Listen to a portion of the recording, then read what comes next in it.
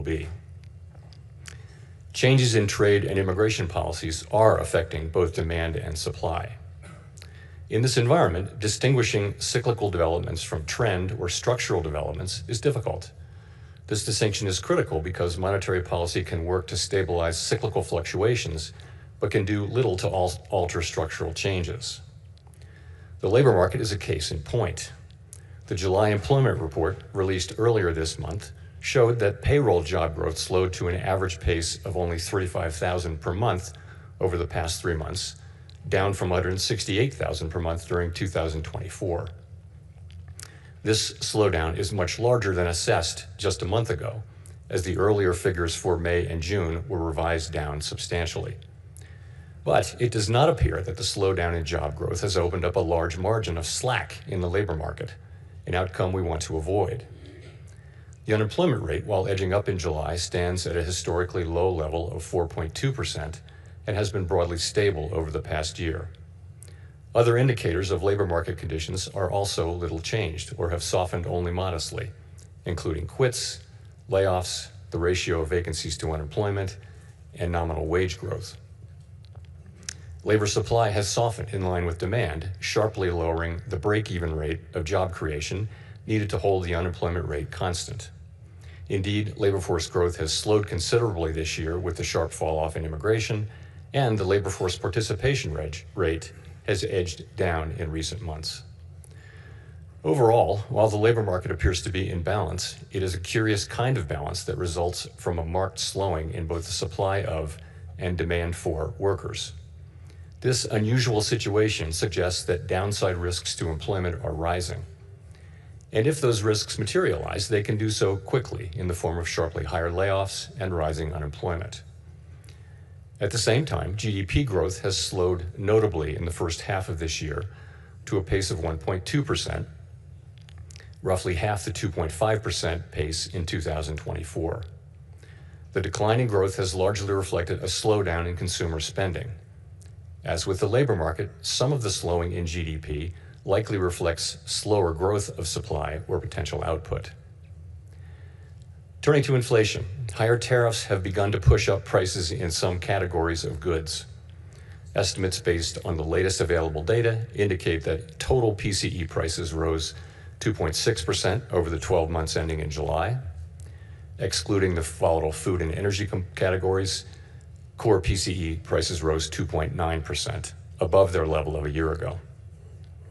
Within core, prices of goods increased 1.1% over the past 12 months, a notable shift from the modest decline seen over the course of 2024.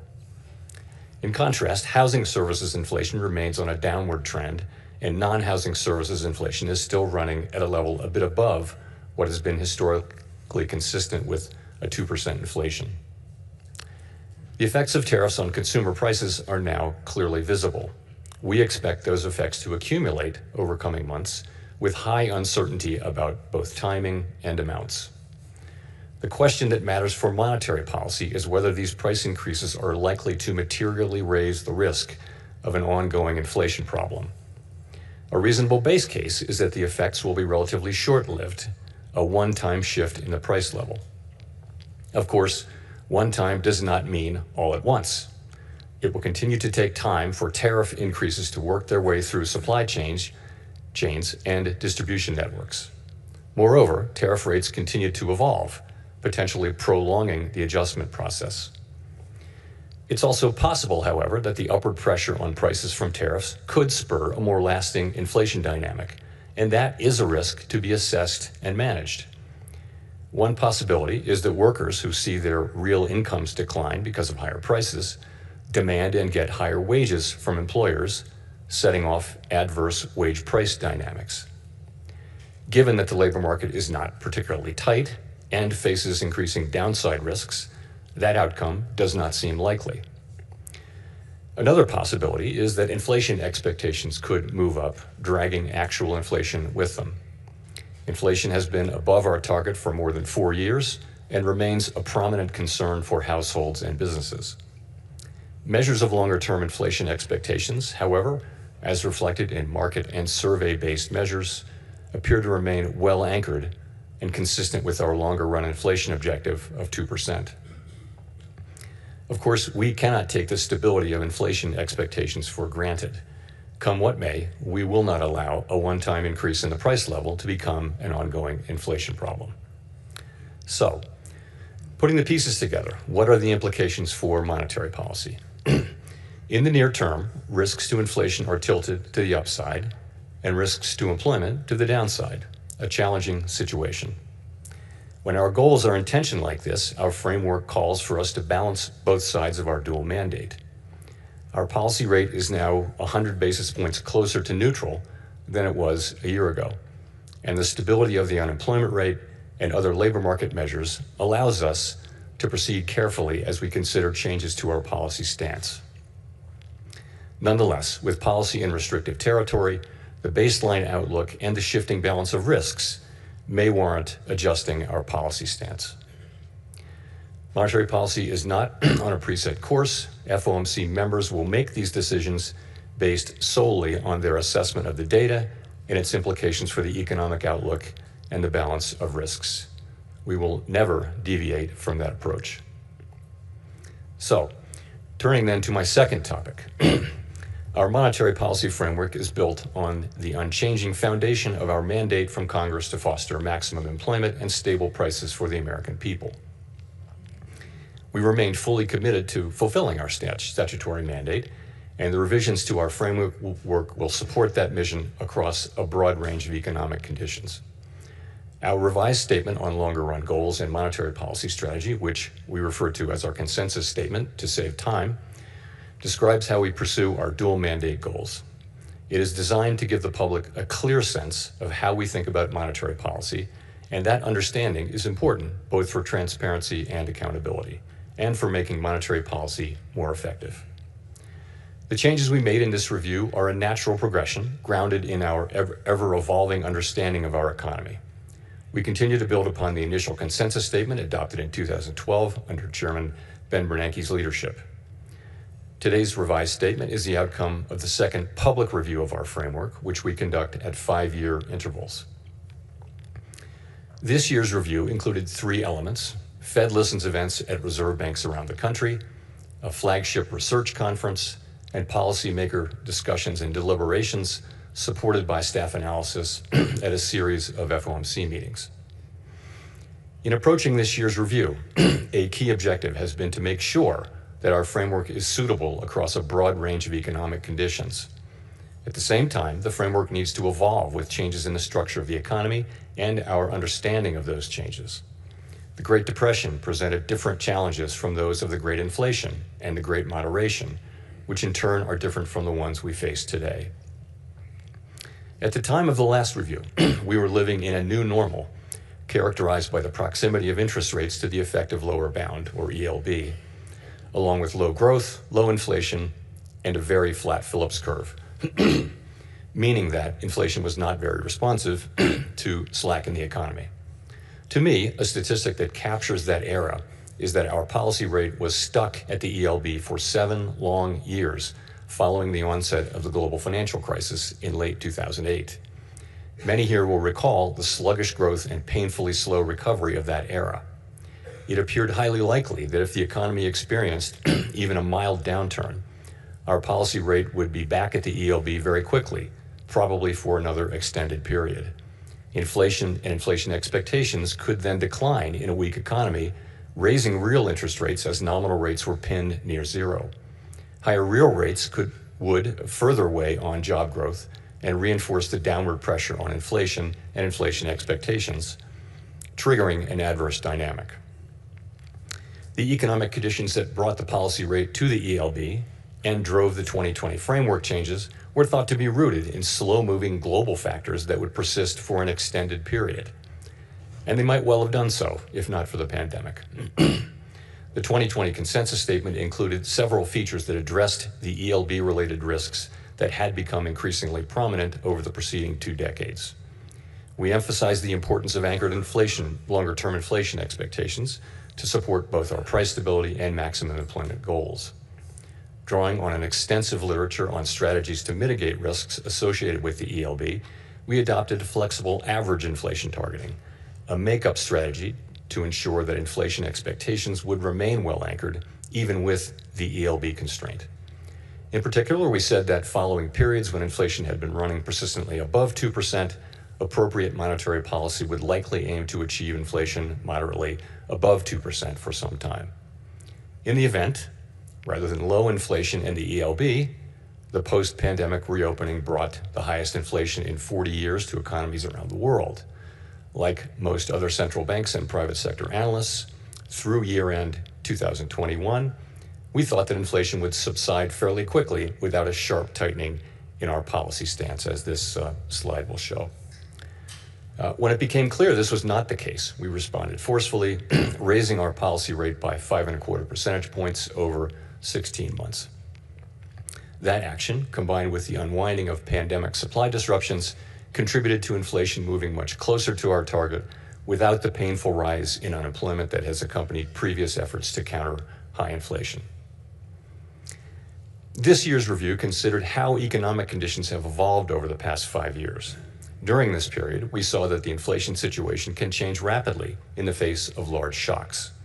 In addition, interest rates are now substantially higher than was the case during the era between the global financial crisis and the pandemic. With inflation above target, our policy rate is restrictive, modestly so in my view.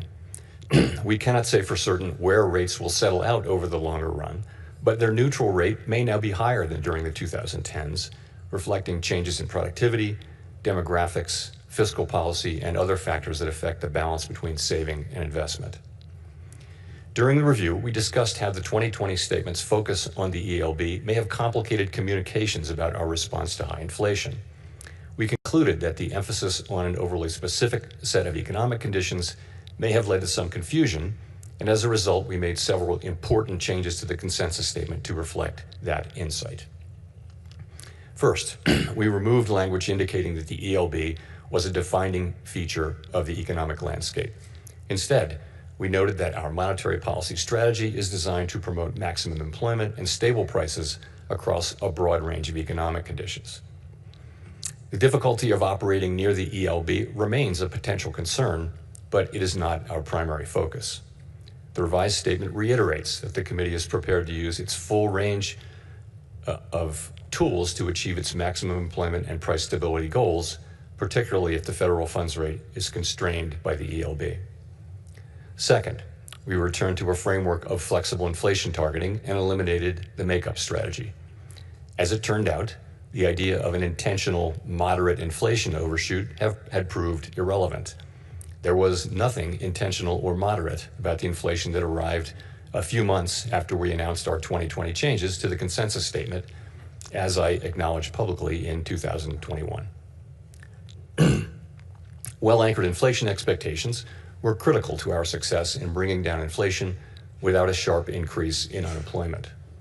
Anchored expectations promote the return of inflation to target when adverse shocks drive inflation higher and limit the risk of deflation when the economy weakens. Further, they allow monetary policy to support maximum employment in economic downturns without compromising price stability. Our revised statement emphasizes our commitment to act forcefully to ensure that longer-term inflation expectations remain well anchored to the benefit of both sides of our dual mandate. It also notes that price stability is essential for a sound and stable economy and supports the well-being of all Americans. This theme came through loud and clear at our Fed Listens events. The past 5 years have been a painful reminder of the hardship that high inflation imposes, especially on those least able to meet the higher costs of necessities. Third, our 2020 statement said that we would mitigate shortfalls rather than deviations from maximum employment. The use of shortfalls reflected the insight that our real-time assessments of the natural rate of unemployment, and hence of maximum employment, are highly uncertain. The later years of the post-global financial crisis recovery featured employment running for an extended period, above mainstream estimates of its sustainable level, along with inflation running persistently below our 2% target. In the absence of inflationary pressures, it might not be necessary to tighten policy based solely on uncertain real-time estimates of the natural rate of unemployment. We still have that view, but our use of the term shortfalls was not always interpreted as intended, raising communications challenges. In particular, the use of shortfalls was not intended as a commitment to permanently forswear preemption or to ignore labor market tightness. Accordingly, we removed shortfalls from our statement. Instead, the revised document now states more precisely that the committee recognizes that employment may run at times above real-time assessments of maximum employment without necessarily creating risks to price stability. Of course, preemptive action would likely be warranted if tightness in the labor market or other factors pose risks to price stability. The revised statement also notes that maximum employment is the highest level of employment that can be achieved on a sustained basis in a context of price stability. This focus on promoting a strong labor market underscores the principle that durably achieving maximum employment fosters broad-based economic opportunities and benefits for all Americans. The feedback we received at Fed Listens events reinforced the value of a strong labor market for American households, employers, and communities. Fourth, consistent with the removal of shortfalls, we made changes to clarify our approach in periods where our employment and inflation objectives are not complementary. In those circumstances, we will follow a balanced approach in promoting them. The revised statement now more closely aligns with the original 2012 language. We take into account the extent of departures from our goals and the potentially different time horizons over which each is projected to return to a level consistent with our dual mandate. These principles guide our policy decisions today, as they did in the 2022 to 24 period, when the departure from our 2% inflation target was the overriding concern.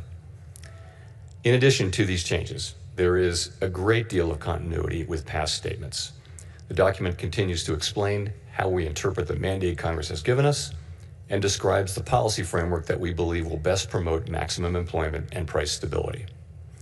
We continue to believe that monetary policy must be forward-looking and consider the lags in its effects on the economy. For this reason, our policy actions depend on the economic outlook and the balance of risks to that outlook. We continue to believe that setting a numerical goal for employment is unwise because the maximum level of employment is not directly measurable and changes over time for reasons unrelated to monetary policy. We also continue to view a longer-run inflation rate of 2% as most consistent with our dual mandate goals. We believe that our commitment to this target is a key factor, helping keep longer-term inflation expectations well anchored. Experience has shown that 2% inflation is low enough to ensure that inflation is not a concern in household and business decision-making, while also providing a central bank with some policy flexibility to provide accommodation during economic downturns. Finally, the revised consensus statement retained our commitment to conduct a public review roughly every 5 years. There's nothing magic about the 5-year pace. That frequency allows policymakers to reassess structural features of the economy and to engage with the public, practitioners, and academics on the performance of our framework. It is also consistent with several global peers. To wrap up, I want to thank President Schmid and all of his great Kansas City staff who work so diligently to host this outstanding event annually, counting a couple of virtual appearances during the pandemic. This is the 8th time I've had the honor to speak from this podium. Each year, this symposium offers the opportunity for Fed leaders to hear ideas from leading economic thinkers and focus on the challenges we face. The Kansas City Fed was very wise to lure Chair Volcker here to this national park more than 40 years ago, and I am so proud to be part of that tradition. Thank you very much.